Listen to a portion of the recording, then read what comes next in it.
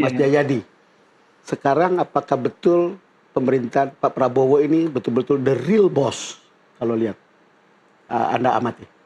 Iya, Prabowo dengan banyak dugaan bahwa dia masih mengalami masalah matahari kembar itu kan dengan leluasa mengumumkan sejumlah nama yang memang dianggap bermasalah atau kinerjanya juga bermasalah baik di masa sebelum reshuffle kemarin maupun pada saat menjelang reshuffle itu kan dia lakukan dan itu tanpa tanpa gejolak yang kuat kan di internal koalisi. Jadi itu menunjukkan bahwa dia sudah cukup melakukan konsolidasi. Tetapi bisa jadi ada dugaan ini kan ada kesan reshuffle-nya dicicil, ya kan? Mungkin kalau untuk yang pertama kemarin tanggal 8 September orang bisa paham. Misalnya kenapa kok Menpora sudah diumumkan diganti, Menko Polkam sudah diumumkan diganti, tapi kok belum ada penggantinya? Seolah-olah kan dalam ilmu perencanaan itu gimana nih? Jadi mungkin test the water atau apa? Iya, gitu. Itu artinya kan belum selesai, berarti kan proses pertimbangannya. Nah, kalau itu orang bisa paham kenapa? Alasannya bisa karena memang pemerintah Prabowo harus melakukan respon cepat karena tuntutan masyarakat kan, barusan demo besar.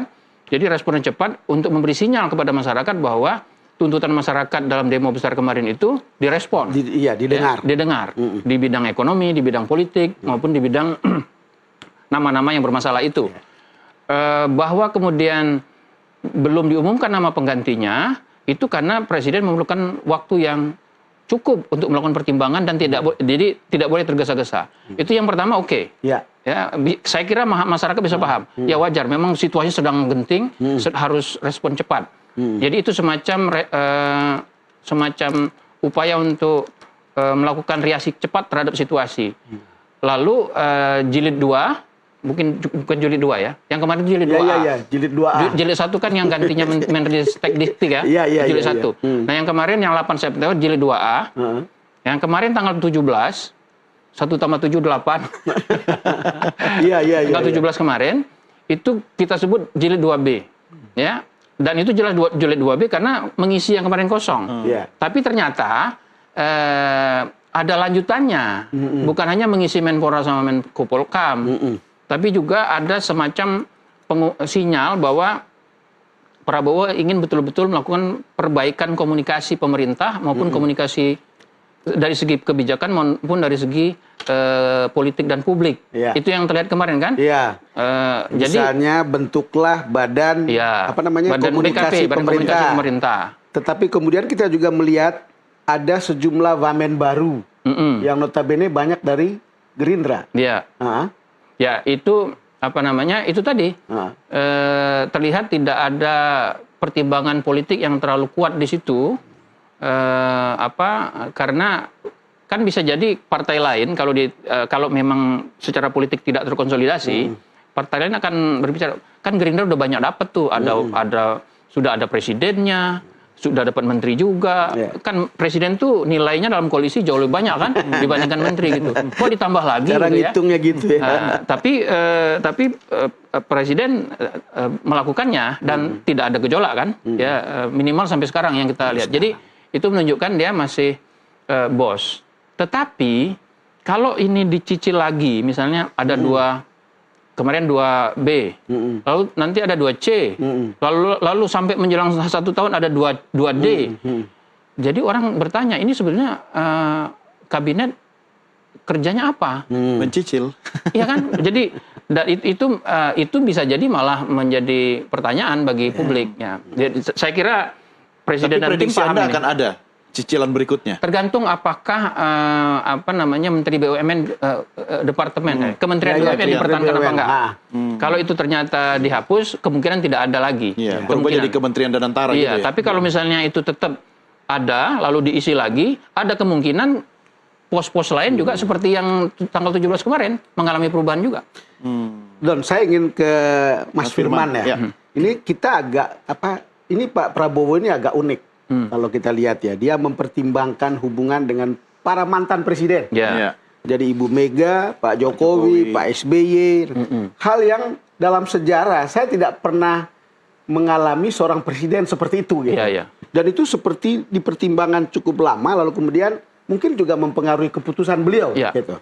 Nah, saya ingin tanya ke Mas Firman, bagaimana melihat hubungan politik seperti ini yang dalam sejarah belum ada presidennya? Kan secara eksplisit Pak Prabowo mengatakan kita menghargai semua presiden. Nah, itu benar gitu. Tetapi apakah itu mempengaruhi cara dia mengambil keputusan politik cepat atau lambat atau seperti apa begitu, Mas Firman? Seingat saya mungkin dia mencontoh dari mertuanya ya. Karena kita lihat 66 itu Pak Harto sudah mulai beroperasi. 68 baru sudah mulai unjuk gigi. 69-70 baru Presiden Bung Karno betul-betul. Jadi ada sejarahnya nih. Mertua aja sendiri gitu. Saya entah nggak tahu belajar dari mana, tapi Pak Harto justru sebetulnya lebih lambat. Nah ini unik karena ini jenderal-jenderal ini gayanya jadi civilian nih. Malah beda dengan sipil yang bisa berperilaku seperti jenderal gitu ya, yang langsung sikat habis. Jadi civilian bisa lebih decisive.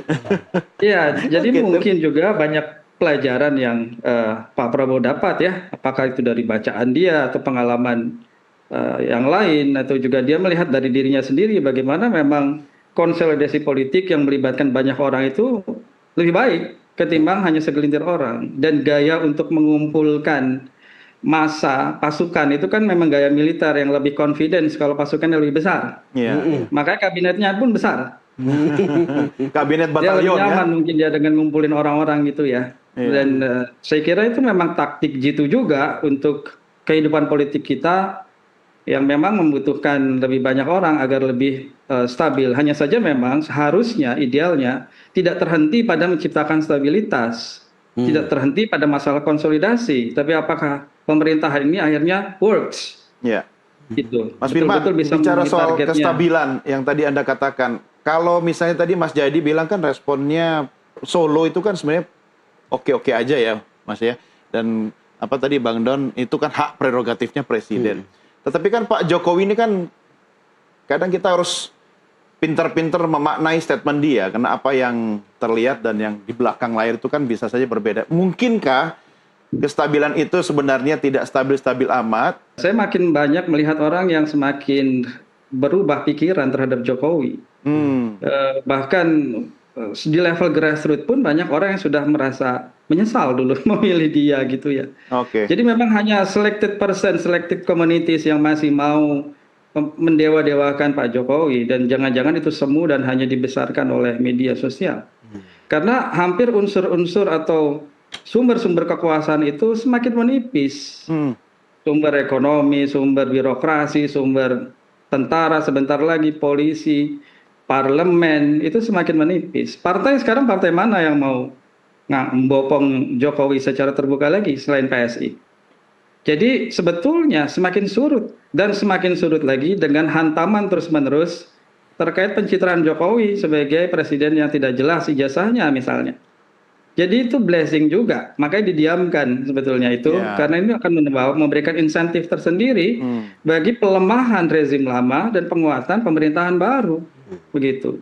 Di plus adanya demonstrasi yang merupakan cerminan bahwa orang-orang yang masih dekat dengan Jokowi itu menimbulkan masalah, kekecewaan dari bidang ekonomi misalnya, politik keamanan begitu. Jadi saya kira lambat laun pasti incumbent ini saya yakin akan berjaya. Kita tinggal tunggu waktu kapan. Dan ini semakin kuat karena sedikit lagi ya, karena respon partai-partai lain. Saya kebetulan berbicara dengan salah seorang tokoh lah dari partai lain beberapa hari lalu. Itu fine-fine aja melihat ini, melihat orang-orang Jokowi dan juga penyingkiran orang-orang PDIP gitu, katakan begitu ya. Ya mereka merasa oh ini layak kok, kan walau bagaimanapun presidennya memang Prabowo. Prabowo berhak dong melakukan apapun. Itu saya tanyakan, apakah Anda semua tidak merasa bagaimana? Tidak, kita masih merasa on track. Dan apalagi karakteristik partai-partai sekarang kan office seeking, nggak ideologis lagi. Sejauh mereka sudah dapat kursi sudah tenang. Gitu, asal nggak diganggu. Sebetulnya kesadaran itu sudah lama di kalangan PDIP. Jadi saya ketemu beberapa orang, udahlah Bang, kita sudah lupakan saja begitu Pak Jokowinya. Jadi itu tidak lagi membuang energi gitu sebetulnya. Betul, betul. Kalau Mas Jayadi gimana? Nah, sebelum dijawab, sabar kita dulu. sabar Karena dulu. harusnya kita makan permen dulu, Bang. Oke. Yang jelas jangan kemana-mana, karena Super Don, Super Opini dipersembahkan oleh Super Super Sour Candy. Meleknya jreng, langsung on lagi. Segera kembali sesaat lagi. Tetap bersama kami.